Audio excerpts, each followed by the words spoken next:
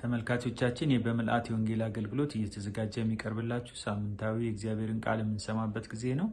ዛሬ የእግዚአብሔርን ቃል የምንሰማው ከዕብራውያን ምዕራፍ 3 ከቁጥር 7 እስከ 11 ባለው ክፍል ላይ ነው። በዚህ ክፍል ላይ የዕብራውያን ጸሐፊ ይህንን ክፍል ሲገልጽ አባቶቻቸው በቃዴስ በርኔ ላይ በእግዚአብሔር ላይ ባለመታመንና እግዚአብሔርን በማስመረራቸው በማጉረምረማቸው ምክንያት የተስፋይቱን ምድር እንዳይቀላቀሉ እግዚአብሔር ሲወስንባቸው እንመለከታለን እና ይህ ማጉረምረም ለ40 ዓመት ያህል የምድረ በዳን መንከራተትና ሞት አባቶቻቸው እንደዳረጋቸው እንመለከታለን። አባቶቻቸውን ለዚህ እንደተዳረጉ እንመለከታለን እና በእስራኤላውያን ታሪክ ውስጥ አሳዛኝ ጥፋትና ሽንፈት በታሪካቸው እንኳን ሳይቀር የተመዘገበ ነገር ሆኖ ነው የምናገኘው። ስለዚህ ጸሐፊው ይህንን ነገር ይናገራል። እንደውም መዝሙር 95 ከቁጥር 7 እስከ 11 ያለውን ክፍል በመጥቀስ ነው ይህን ነገር ለመናገር የሚሞክረው። ስለዚህ ጸሐፊው እንደሚለው መንፈስ ቅዱስ ለአባቶቻቸው ምን ብሎ ነበር፣ እነሱስ ምን አደረጉ ወይም ምን ምላሽ ሰጡ በሚለው ሀሳብ ላይ እንነጋገራለን። የመጀመሪያው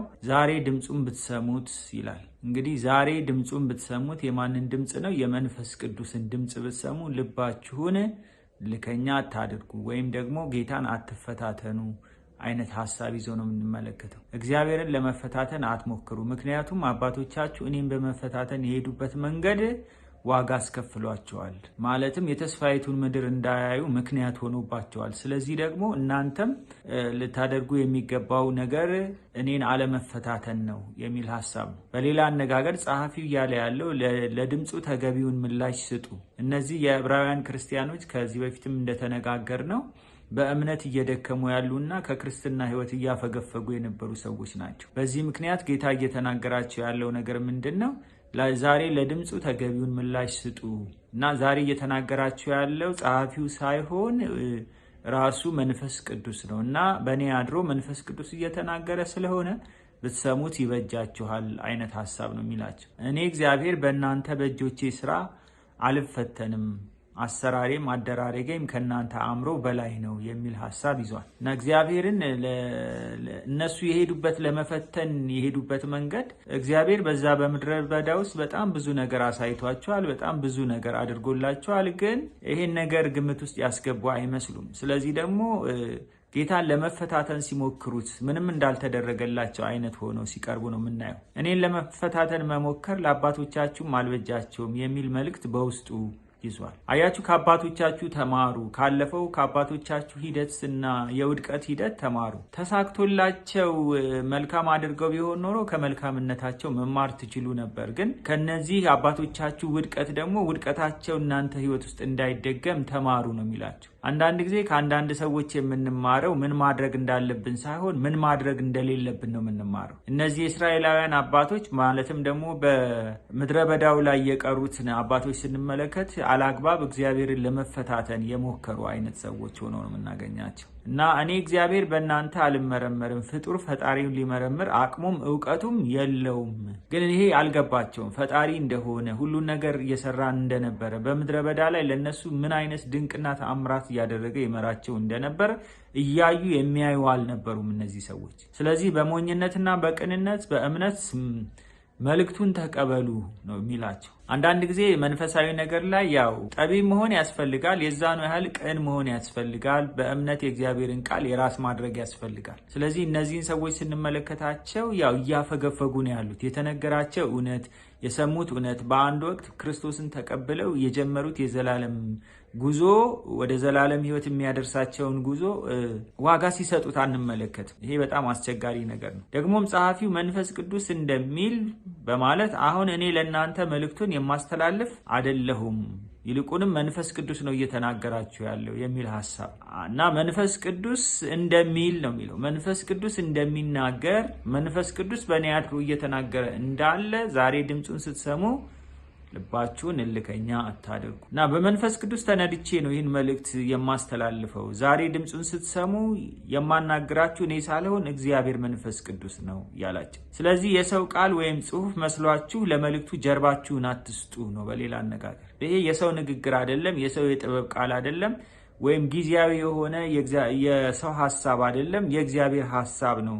ስለዚህ ደግሞ ይህንን የእግዚአብሔርን ሐሳብ ብትቀበሉ ይበጃችኋል እያለ ነው የሚነግራቸው። በሌላ አነጋገር ድምፁን ለመስማትና ለመታዘዝ የተሰጣችሁ ወርቃማ እድልና ጊዜ ነው።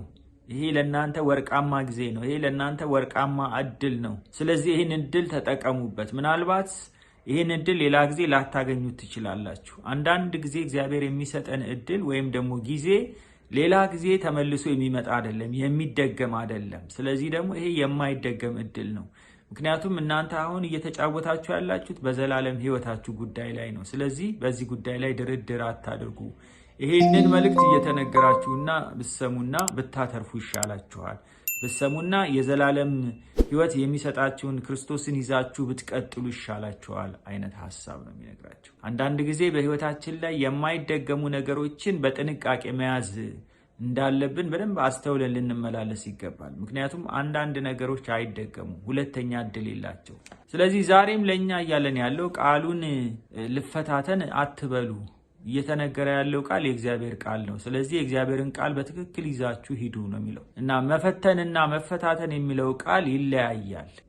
መፈተን ነገሮችን ከማጥራት ጋር ሲያያዝ፣ መፈታተን ግን የሌላኛውን አቅም በመፈታተን ለአመፅ ከመዘጋጀት ጋር ሊገናኝ ይችላል። አያችሁ፣ መፈተን አንድን ነገር ማጥራትን፣ አንድን ነገር በደንብ አድርጎ ማየትን ሊሆን ይችላል፣ ማረጋገጥን ሊሆን ይችላል። መፈታተን ግን የሌላኛውን አቅም በመፈተንና በመረዳት ከዛ በኋላ ለአመፅ ከመነሳት ጋር ሊያያዝ ይችላል። ስለዚህ ደግሞ አትፈታተኑኝ። ስለዚህ አንድ ሰው ወይም እግዚአብሔር የሚፈታተነው አካል ያልፈለገውን እርምጃ እንዲወስድ የሚያስገድድ ሊሆን ይችላል። ብዙ ጊዜ በምንፈታተንበት ጊዜ እግዚአብሔር የፈለገውን ሳይሆን ያልፈለገውን እርምጃ እንድንወስድ እናስገድደዋል። እግዚአብሔር በእኛ ይገደዳል ለማለት አይደለም፣ ግን አንዳንድ ጊዜ የራሳችን አካሄድና ስራ ወደ እግዚአብሔርን በእኛ ላይ ሊወስደው ያልፈለገውን እርምጃ እንዲወስድ እናደርገዋለን ለማለት። ስለዚህ እግዚአብሔር በድምፁ የሚበጃቸውን መንገድ ሊያሳያቸው ቢፈልግም እንዳመፁ እናንተም አታምፁ የሚል መልእክት ይነግራቸዋል። ስለዚህ አባቶቻቸውን ወደ ተስፋይቱ ምድር ሊያስገባቸው ከግብፅ ምድር በጸናችና በተዘረጋች ክንድ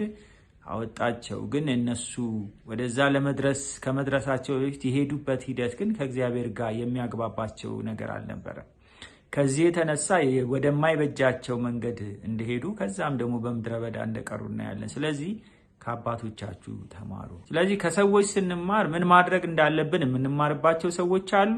ምን ማድረግ እንደሌለብን ደግሞ የምንማርባቸው ሰዎች አሉ። ዋና ሊመስሉ ይችላሉ ስታዩዋቸው፣ በቤተ ክርስቲያን ውስጥ ያሉ ሰዎች ሊሆኑ ይችላሉ። ግን ሞራሊ በጣም ኮራፕትድ የሆኑ ሰዎች ሊሆኑ ይችላሉ። ከነዚህ ሰዎች የምንማረው ነገር የለም። ስለዚህ የጽድቅ ኑሮ ከሚኖሩ በቅንነትና በእውነት ጌታን ከሚያገለግሉ እግዚአብሔርን በሚፈሩ ሰዎች ሕይወት ውስጥ ልንማር የሚገባውን ነገር ልንማር ይገባናል። የእግዚአብሔርን ድምፅ ሰምቶ በመታዘዝ በረከትና ተስፋ መውረስና ልምላሜ አለ። የእግዚአብሔርን ድምፅ ሰምቶ በመታዘዝ ከዚህኛው ከሚመጣው ዓለም ኑሮ ባሻገር እዚህ ምድር ላይም ቢሆን ልምላሜ አለ። እዚህ ምድር ላይም ቢሆን በረከት አለ። ለተወሰነ ጊዜ ዋጋ ሊያስከፍለን ይችላል፣ ግን የከፈልነው ዋጋ እንደከፈልነው አይቀርም። ምክንያቱም እግዚአብሔር ሂሳብን ያወራርዳል። ስለዚህ በሌላው ቢቀር ውስጣችን በሰላም ይሞላል፣ በደስታ ይሞላል፣ በኮንፊደንስ በጌታ ፊት መመላለስ እንችላለን።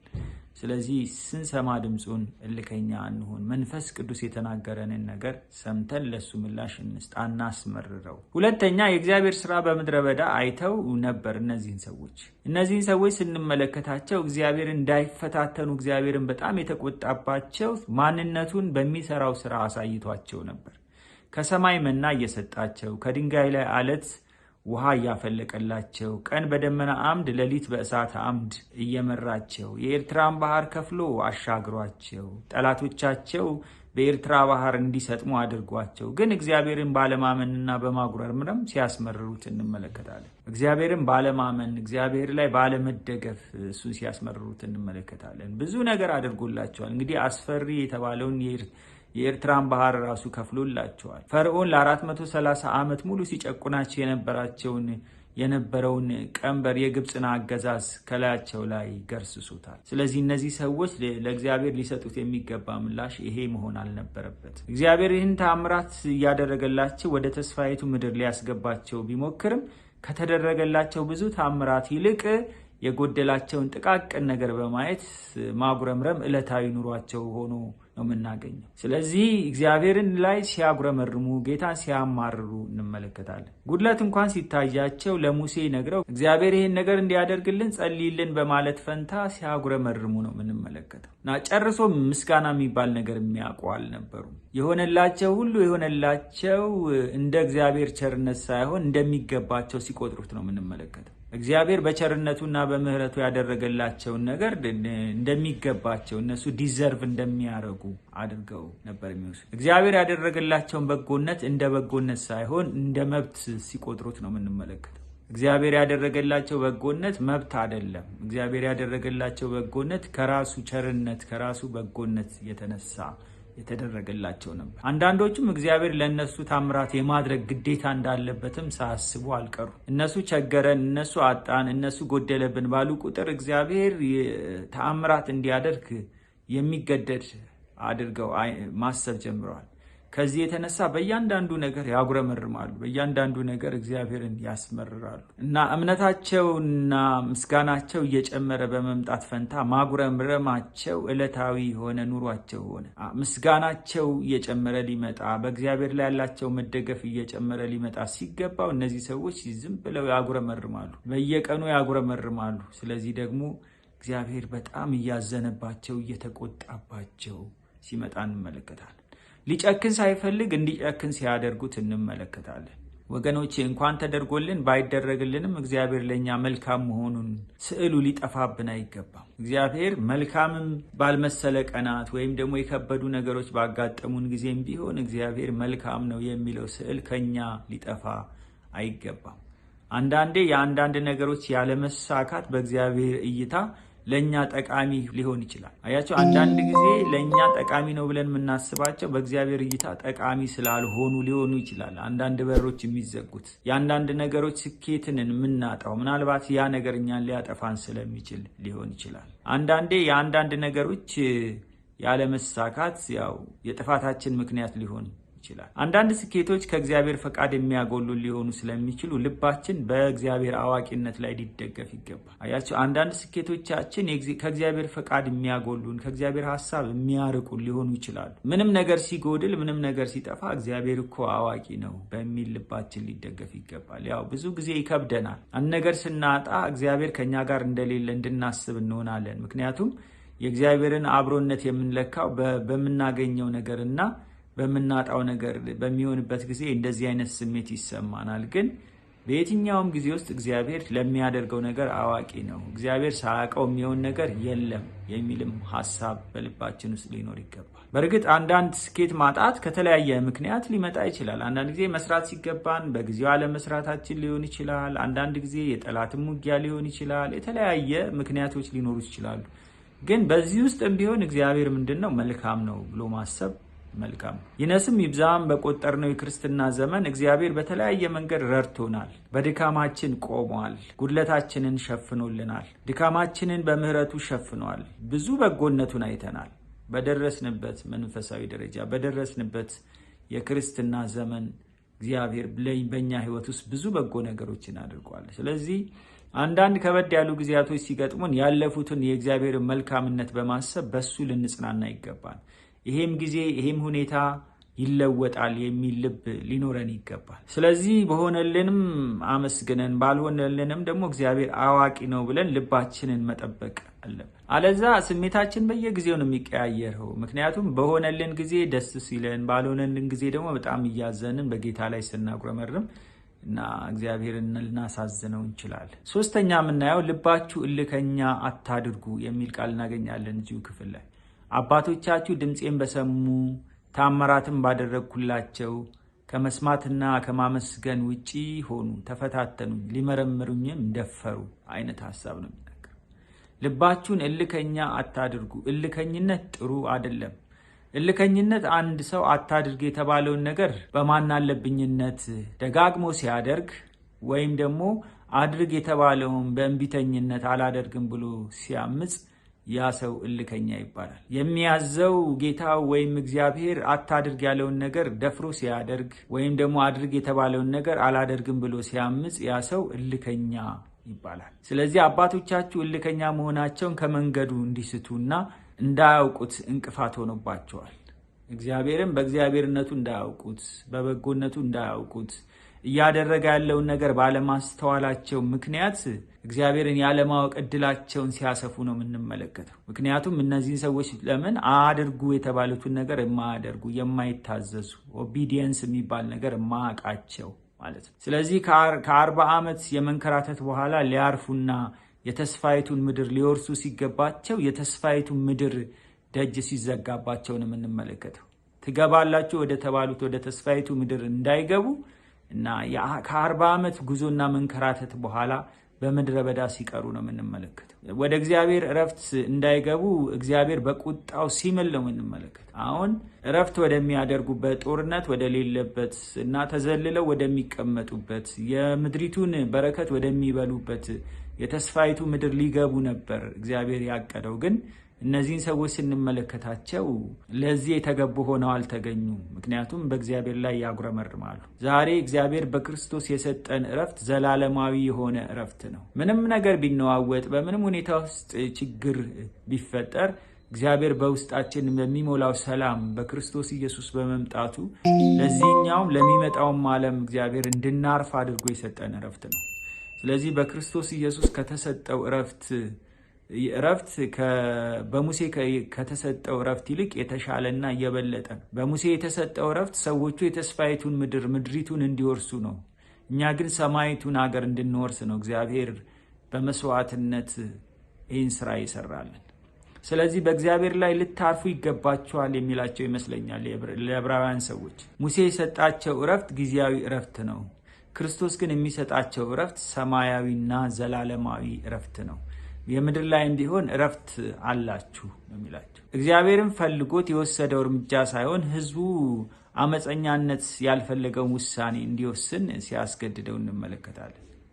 አያችሁ፣ እግዚአብሔር ሊወስደው የፈለገው እርምጃ እነሱ ወደ ተስፋይቱ ምድር እንዲገቡ፣ ጠላቶቻቸውን እያሳፈረ እየቀጣ እየጣለ እየተሸነፉ ጠላቶቻቸው ወደ ተስፋይቱ ምድር እንዲገባ የተያዘላቸውን ፕሮግራም ሲያሰርዙት ነው የምንመለከተው። ይልቁም ከ20 ዓመት በታች ለነበሩት ነው ይህንን እድል የተሰጠው። ዘኍልቍ ምዕራፍ 20 ላይ ስንመለከት እግዚአብሔር ወደዚህ ውሳኔ ሲመጣ እንመለከታለን። ስለዚህ ለዕብራውያን ሰዎች እያለ ያለው መፈታተን፣ ከልክ በላይ መመራመር፣ ማስመረር እና እልከኝነት ለአባቶቻችሁም አልበጀምና ተመለሱ እያላቸው ነው ያለው። ይሄ እልከኝነት፣ ከመጠን በላይ ልመራመር ማለት እና እግዚአብሔርን ደግሞ በንግግር በሀሳብ በማስመረር ይሄ ልከኝነት ለእነሱ አልበጃቸውም። ስለዚህ እናንተ ብትመለሱ ይሻላችኋል፣ አታጉረምርሙላችሁ። ዛሬ በትንሽ በትልቁ አታጉረምርሙ፣ ይልቁን ልባችሁን ምልስና እርሱን የሚፈልግ ይሁን፣ እርሱን የሚፈራ ይሁን ነው የሚላቸው። አሁን በገጠመን በእያንዳንዷ ነገር እግዚአብሔርን የምናስመርር ሲሆን፣ አንዳንዱ ሰው ትንሽ ፀሐይም ሲመታው እግዚአብሔርን ማማረር ይቃጠዋል።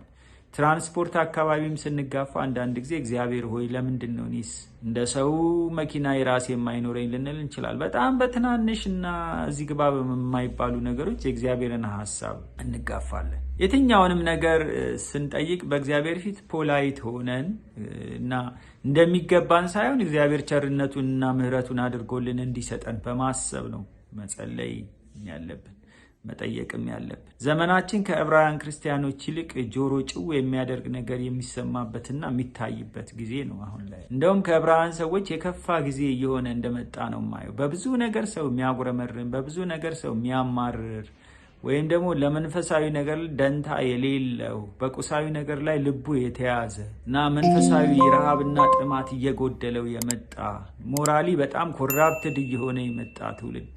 ስለዚህ ይህንን ትውልድ ወደ እንዲመለስ ነው እግዚአብሔር የሚፈልገው። ለዕብራውያን ሰዎች ብቻ አይደለም የተጻፈው፣ ይሄ ለእኛም ተጽፏል።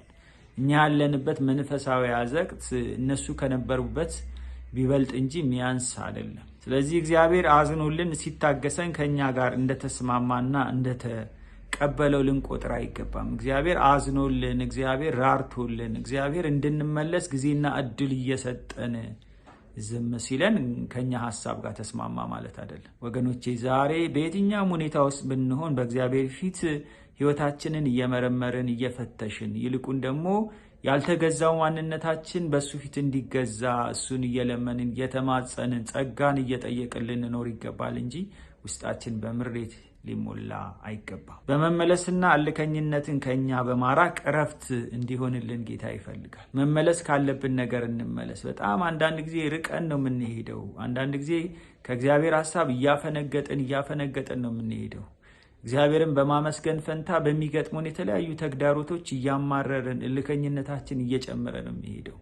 እልከኝነት ግን በጣም ከባድ ነው። መጽሐፍ ቅዱስ በምሳሌ ላይ ሲናገር ምንድን ነው የሚለው? አንገቱን ያደነደነ አንድ ቀን ሳይሰበር አይቀርም ነው የሚለው። ስለዚህ እልከኛ መሆን፣ አንገትን ማደንደን፣ ለእግዚአብሔር ጀርባን መስጠት፣ ሐሳቡን መጋፋት መጨረሻ የሚያመጣው ነገር ምንድን ነው? ብዙ ኪሳራ፣ ብዙ ውድቀት ነው የሚያመጣው። ስለዚህ ህይወታችንን ልንመረምር፣ ልንፈትሽ፣ ከእልከኝነት ልባችን ልንመልስ፣ ዛሬ ድምፁን ብትሰሙ እልከኛ አትሁኑ እንደሚል ከእልከኝነት ራሳችንን እንድናርቅ ይህንን ወርቃማ ጊዜና ወርቃማ እድል ተጠቅመን እግዚአብሔር የሚናገረንን ነገር ለማድረግ ራሳችንን ዝግጁ ማድረግ አለብን። ምክንያቱም ሁልጊዜ የሚሰጡ እድሎች ተደጋግሞ ይሰጣሉ ማለት አይደለም።